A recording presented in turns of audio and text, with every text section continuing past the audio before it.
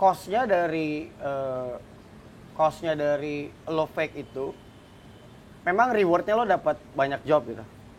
Secara finansial karirnya lebih cepat gitu. Tapi cost-nya tuh lo nggak bebas hidupnya. Kalau dari sejarahnya kan memang, ini kalau nggak salah ya, itu kan gedung DPR itu kan alat kelamin wanita ya, kalau nggak salah. Ini bahas kesana soalnya rada abu-abu, ini kan negara abu-abu semua kan, jadi susah. Mau gimana dong? Penyumbang view terbesar semua video klip mereka miliaran tuh nomor satunya kita loh. Terus dengan market sebesar ini, kita habis diperkosa gila-gilaan.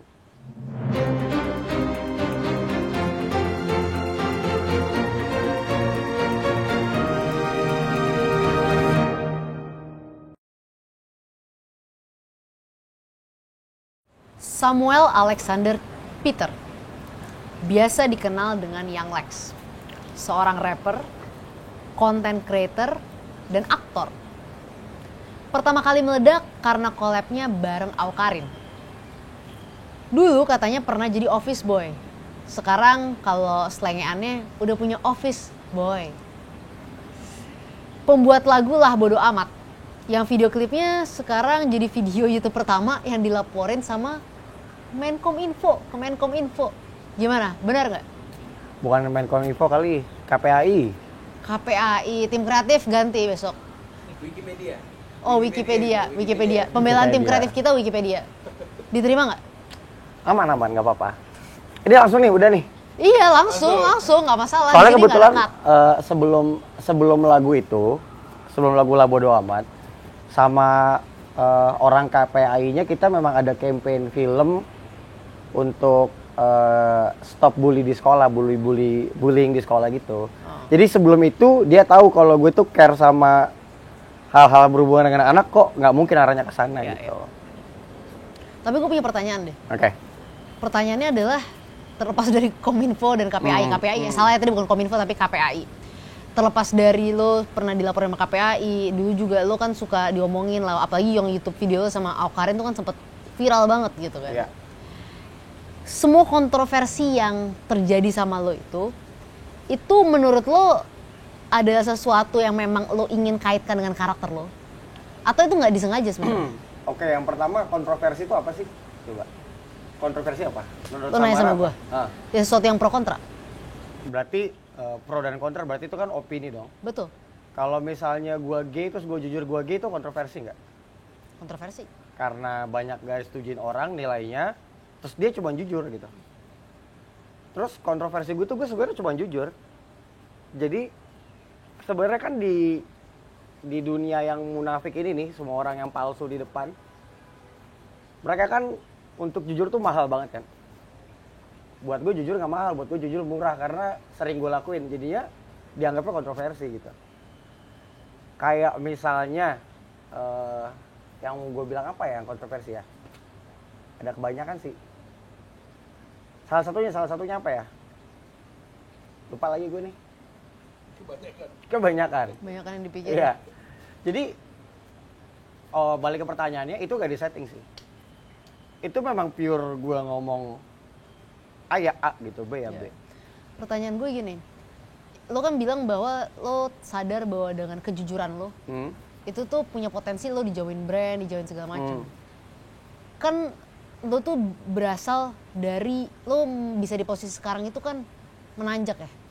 Iya kan Lex kan? Maksudnya lo pernah di posisi susah, lo pernah jadi office boy. Banyak orang yang merasa ketika mereka dalam posisi susah, udahlah yang penting gimana caranya gue bisa hidup enak dan dapat duit gitu. Karena nggak pernah merasakan privilege gitu ketika dari mereka kecil gitu. Nah tapi lo di sini lo sadar bahwa gue emang bukan orang yang privilege, tapi gue juga nggak mau jadi orang yang munafik untuk dapetin itu. Soalnya gini, cost-nya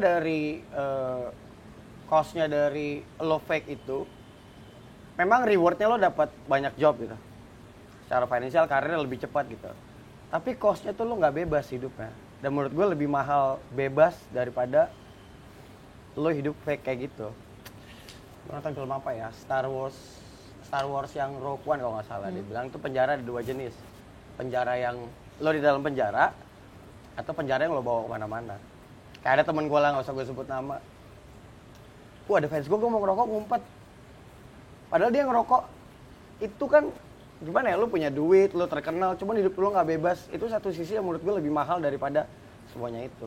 Buktinya gue kayak gini sampai sekarang masih bertahan aja kok. Iya. Rezekinya ada aja ya. Ada aja. Tapi lo ketika lo mengalami segala macam ya tantangan segala macam, lo tipe orang yang menikmati tantangan itu, lo jalanin atau enggak? Karena ada orang yang menikmati proses tantangannya sendiri. Ini sedikit panjang dikit nggak apa-apa Ya ya? nggak apa-apa panjangnya. Hari pertama gue beli kamera, gue bilang sama diri gue sendiri dan teman-teman gue akan rekam semua perjalanannya, gue akan rekam semua meeting gue, dan semua masalah gue akan rekam. Karena someday kalau gue jadi besar, gue akan jadinya dokumenter. Itu dari tahun 2015. Sekarang datanya ada 35 teraan. Dari awal gue start, itu gue punya dokumentasinya tuh. Recording lagu ini, meeting ini, masalah ini.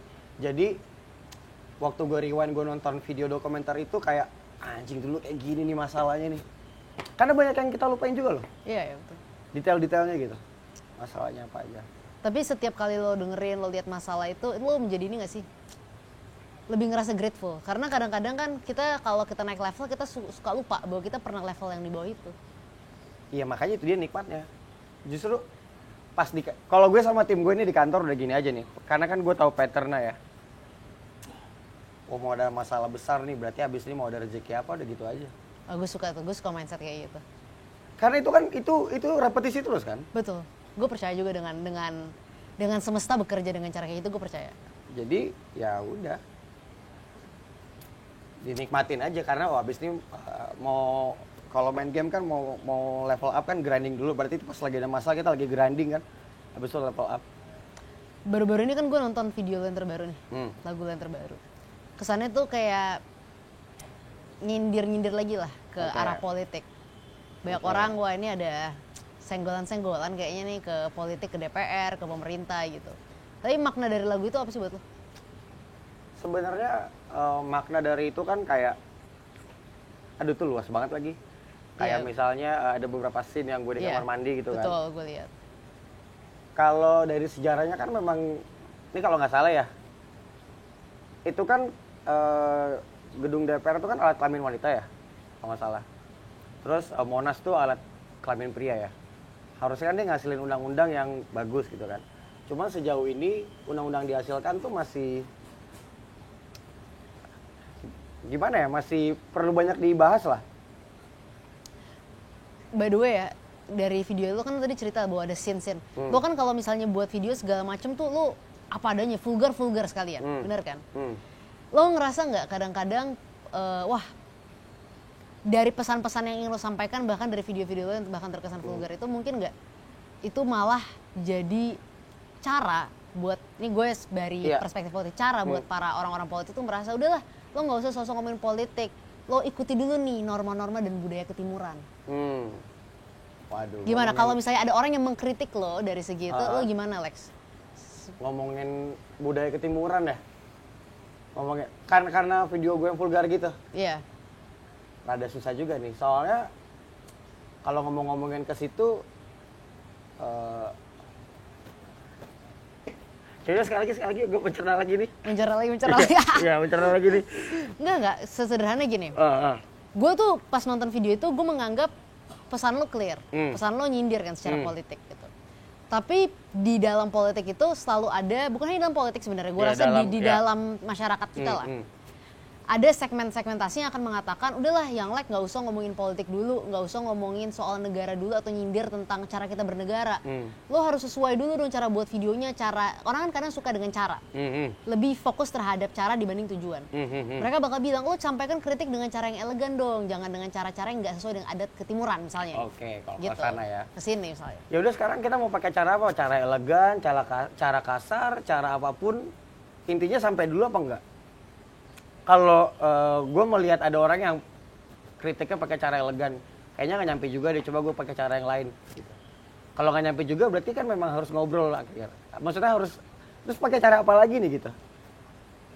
Iya dong. Iya, dan lo bisa jadi nggak tahu, gue nggak bicara atas nama lo, tapi dalam pikiran gue bisa jadi lo menganggap itu sebagai bentuk ruang kreativitas. Harusnya sih iya ya, karena kan dasarnya kan gimana ya mau dibilang Ini bahas ke sana soalnya rada abu-abu. Ini kan negara abu-abu semua kan. Jadi susah. Mau gimana dong? Tapi apa yang membuat lo resah sama kondisi politik kita, sama kondisi politik atau kayak tadi lo bilang soal DPR, Monas segala macam. Apa sih keresahan lo? Kalau gue sih yang gue rasain otomatis yang di bidang gue aja dulu deh, nggak usah jauh-jauh. Oke. Di industri musik pasti yang gue rasain. Di industri kreatif yang gue rasain. Kayak gue nggak tahu ya, kayak dasarnya aja. Contoh gue kemarin nanya sama teman-teman juga. Kalau kita ngelihat Korea bisa sampai sekarang tuh kan didukung sama pemerintah ya. Jadi hasil Korea sekarang tuh 20-30 tahun proses dan ada campur tangan pemerintah di situ. Gitu. Keresahan awal tuh gini, jadi cerita kesini deh anjing. Keresahan awal tuh gini, gue nonton dokumenter film Blackpink, tuh gue nangis.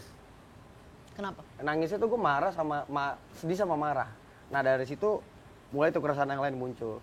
Kayak kok kita nggak bisa kayak gini ya gitu. Lo bener-bener nangis karena Marah. kenapa kita nggak bisa kayak gitu? Iya. Karena gue telusurin juga tuh ke para K-popers.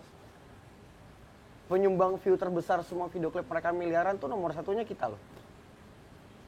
Terus dengan market sebesar ini kita habis diperkosa gila-gilaan.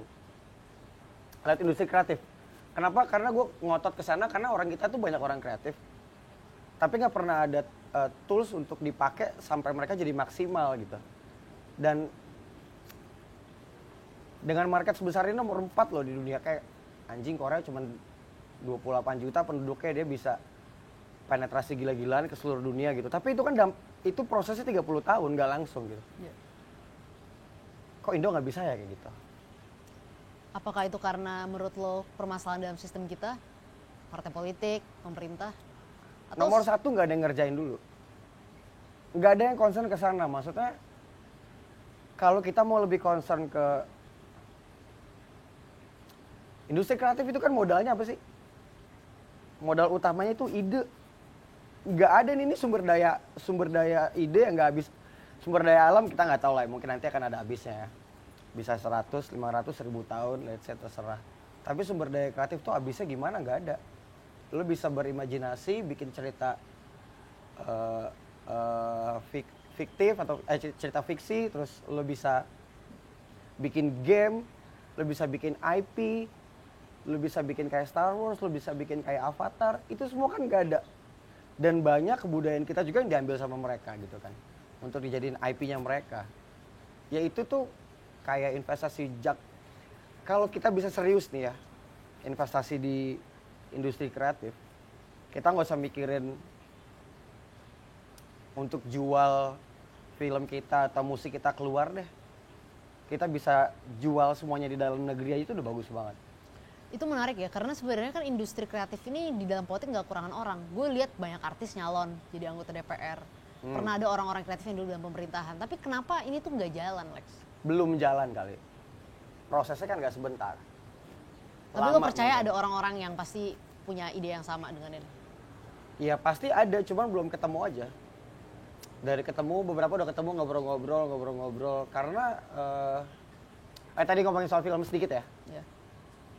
Bayangin nggak, film terlaris di Indonesia itu cuma 6.800.000 penonton. Warkop. Dari 280 juta orang. 1 juta penonton tuh kurang lebih 14 M loh dari sharing tiket. Kok nggak bisa sih kita 20 juta penonton deh gitu. Kayaknya KKN Desa Penari lumayan berapa tuh? Oh 8 juta ya, udah kalah ya benar-benar. Iya, 11 juta apa? Tapi 11. maksud kayak seingat gue nggak tahu angka persis ya, tapi seingat gue Warkop Udah kebalap ya? Udah kebalap. Tapi masih berapa persen tuh dari penduduk Iya kita? tentu tuh? pasti kalau itu ya. Jauh kan, pelan-pelan. Itu kayak itu satu contoh simbol tuh, keresahan kayak gitu. Iya. Tapi ini buat lo sesuatu yang sangat personal berarti. Personal dari hati kan buat lo? Dari hati banget, karena industri kreatif tuh apa ya? Gue sebutnya tuh kayak ibunya industri lah. Kalau bapaknya kan kayak ya mungkin ya tekstil lah, perkantoran lah, industri yang lain. Cuman industri kreatif kan kayak ibu tuh dia. Turunannya banyak. Dari satu artis yang terkenal aja bisa ada merchandise-nya, bisa ada tokonya, bisa ada dan lain-lain lah. Dari semua yang udah lo ceritain tentang masalah-masalah yang ada nih dalam industri kita gitu, kira-kira kalau buat lo sendiri nih, ada nggak sih action yang lo pengen ambil gitu? Maksudnya lo nggak harus ngambil action. Menurut gue nggak semua orang tuh harus ngambil action untuk membenahi bangsa. Karena setiap orang punya kontribusi masing-masing kan. Yeah. Lo nyanyi menurut gue adalah sebuah kontribusi gitu. Tapi kira-kira ada nggak action yang lo ingin ambil dalam berbagai bentuk nih untuk membantu supaya industri musik kita itu punya plan yang jelas lah. Nggak harus sama kayak Korea, tapi at least progresnya jelas. Justru harus lewatin Korea dong. Kenapa bisa kita minder sama mereka? Tapi intinya sesimpel gini deh, sesimpel orang-orang yang punya keresahan yang sama, duduk bareng ngobrol aja dulu. Itu menurut gue udah termasuk dari kontribusi yang lumayan ya, bertukar pikiran gitu sama mereka, sama teman-teman. Karena kan perwujudannya sampai golnya nanti kan kita nggak tahu tuh. Ya kalau kita mau tarik 25 tahun ke depan atau 30 tahun ke depan, ya nggak apa-apa, at least harus dimulai dari sekarang ngobrolnya. Ngobrol aja dulu gitu, nggak usah mikirin bikin gerakan, bikin apa-apa, ngobrol aja dulu. Duduk bareng-bareng. Harus diskusi bareng-bareng. Yang punya keresahan yang sama ya. Itu langkah penting. Lo masih ada harapan nggak dengan DPR misalnya dalam hal ini? Karena kan gimana juga pemerintah satu sisi lah ya. Tapi undang-undang kan titik terberatnya di DPR kan. Untuk membenahi misalnya sistem industri kita segala macam. Lo ada harapan nggak sih sama DPR kita yang sekarang ini untuk membenahi ini? Ya terlepas harapannya ada apa enggak, ya harus ada. Karena kalau misalnya nggak ada DPR, kita berarti pakai sistem yang mana? Sistem lain. Berarti kan tetap harus ada kan yang diharapkan. Kalau enggak, ya either kita ganti DPR, sistem DPR-nya atau orang-orang yang di dalamnya lama-lama berkembang sendiri kok. Maksudnya bukan berkembang ya, bahasa gimana? Kayak regenerasi lah. Regenerasi. Mungkin ada luka yang ntar sembuhnya pakai waktu doang kali. Tunggu aja. Gue suka banget nih. Lo iya dong, karena kalau udah terlalu luka. Betul, gue setuju. Gak semua luka bisa diselesaikan sebentar. Jadi move on-nya tuh waktu-waktu emang kadang-kadang. Ya ada yang harus didiemin aja. Mungkin ada yang lukanya sembuh, istirahat aja ntar juga sembuh sendiri kok. Iya, itu gue setuju dalam hal itu. Tapi yang buat utamanya waktu kan, jadi biarin aja. Tapi kan sebenarnya lo nih ada sosok yang menarik bukan hanya di dunia musik, tapi di dunia entertainment menurut gue. Karena kayak tadi gue bilang, lo selalu banyak kontroversi. Terus banyak banget orang yang suka kadang-kadang tuh ngeritik-kritik lo. Bahkan kadang-kadang gue suka kalau ngebacain komen-komen, arahnya bukan kritik lagi. Udah menghina, udah ke kebencian gitu. Gue rasa lo pasti tahu lah. Nah tapi lo kan sering nih akhirnya mengambil posisi, lo gue gak peduli sama lo semua, gue ya gue gitu kan. Lo musuhan sama netizen, kadang lo musuhan sama K-popers gitu kan. Pertanyaan gue nih adalah, lo gak bosen nyari musuh terus? Lo pengen gak sekali-sekali, gue mau hidup tenang aja jadi orang yang disukai semua orang? Enggak, gini, kita ngelakuin apa aja kan pasti ada yang gak suka tuh. Kalau mau ngambil contoh lebih tingginya, Tuhan aja ada haters tuh. Jadi ya sebenarnya lo ya nggak akan lepas dari itu sih, jadi ya biarin aja. Tapi sampai saat ini sih belum pernah ada yang langsung sih, mungkin karena ngelihat vlog gue kali ya. Tapi kalau dari sosial media mah ya udah. By the way, gue dapat informasi katanya lu pernah punya tato Ahok, bener? Sampai sekarang punya lo? Masih. Kanan. Oh iya, coba liatin dong Lex ke kamera. Oh kameranya nih, sorry. Kenapa? Ya pada waktu itu kan, gue kan ngefans sama nih orang tuh bukan dari karir politiknya ya, tapi dari integritasnya dia gitu. Dan kan ngikutin semuanya, terus nonton. Gue nato ini kan setelah dia beberapa bulan ditangkap, jadi nggak ada isu politik di dalam situ gitu kan. So waktu dia dengar kabar dia ketangkap, itu pertama kali pernah pacaran nggak dulu? Gua? Ya pernah lah. Putus yang galau, tau nggak, kayak jantung mau copot. Iya, itu gitu. yang gue rasakan juga ketika itu. Nah waktu dia ketangkap, kok gue galau ya gitu. Kok ada perasaan sedih gitu. Ya akhirnya gue tato dia tuh sebagai lambang orang yang punya integritas aja. Ini kalau misalnya nih ya, lu ketemu Pak Ahok. Udah. Ya gue sekarang mau agak kiasan dikit lah, Lex. Oke. Soalnya di penjara ketemunya waktu itu. Oh gitu, ya udah. Enggak, tapi gue pengen lo mengandaikan bahwa pertemuan ini publik gitu kan. Supaya orang-orang, karena gue tahu juga Pak Ahok masih punya banyak orang yang menganggap dia sebagai idola, masih punya banyak pendukung. Lo mungkin salah satunya, gue juga dan banyak orang lainnya. Kalau lo ketemu Pak Ahok atau lo ketemu sama orang-orang yang masih mengagumi Ahok, yang mungkin sekarang merasa, aduh, udah patah semangat lah, dan mungkin ada semacam ketidakpercayaan lagi dengan politik kita gitu. Lo mau kasih pesan apa? Ya mau terima kasih sih sama Pak Ahoknya ya. Sama Pak Ahok. Karena dia udah kasih tunjuk kita kalau jadi orang bener tuh bisa gitu. Walaupun susah, nggak gampang dong. Tapi dia udah buka jalan loh at least. Sama Bu Susi juga, terima kasih juga sama Bu Susi. Karena dia udah ngebuka jalan, menteri pertama yang tatoan ya. Iya. Iya. Oke. Kita bakal masuk ke segmen kedua. Oke. Segmen Kalau Aku Menjadi.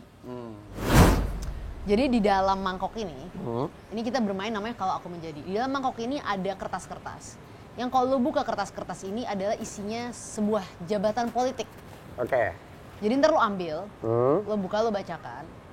Dan gue punya pertanyaan, apa yang akan lo lakukan kalau lo menjabat sesuatu yang lo ambil dari kertas ini? Oke. Coba lo ambil dulu deh. Ada berapa jenis jabatan ini? Nggak tahu. Kayaknya ada 4 jenis lah ya. 4 jenis. Ini yang buka siapa? Lo dong. Wes. Presiden. Gila. Presiden. Wah. Kalau gue jadi, aduh. Apa yang akan lo lakukan nih Lex kalau jadi presiden? Apa ya? Oh, ada sih keresahan. Kebetulan tuh divisinya langsung di bawahnya Pak Presiden tuh. Apa itu? Ya parekraf dipisah aja dulu. Terus anggarannya dinaikin lah. Dan lebih, ya pas kan sama kayak yang tadi tuh. Pemerintah juga campur tangan dalam industri kreatif. Bener-bener campur tangan.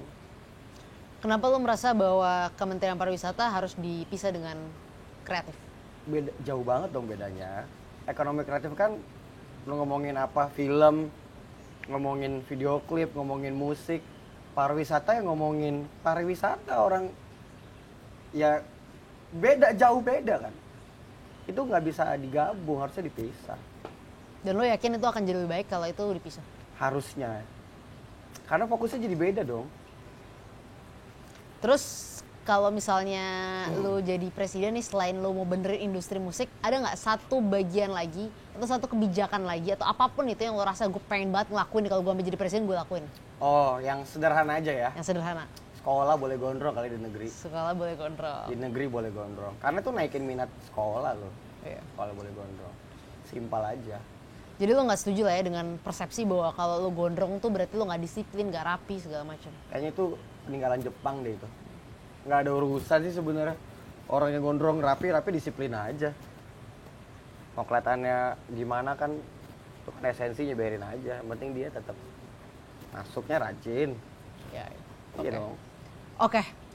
Thank you Lex sudah datang ke sini. Sama-sama. Kita tunggu ketika yang Lex jadi presiden supaya anak-anak gondrong di Indonesia ini semuanya seneng punya yang Lex sebagai Gak kena presiden. razia rambut ya? Hah? Gak kena razia rambut Gak hari kena Senin. razia rambut, lo seneng semuanya, lo gondrong, ibunya juga seneng, gak perlu bawa-bawa ke barber motongin anaknya rambut. Betul. Ya kan? Hemat gitu kan. Oke, thank you yang Lex sudah datang dan thank you semua yang udah nonton ini. Jangan lupa like, subscribe, dan komen di komisi.co. Dan jangan lupa lo semua yang punya keresahan-keresahan tentang politik, lo bisa komen di video kali ini. Siapa tahu nanti lo bisa jadi bintang tamu di sini.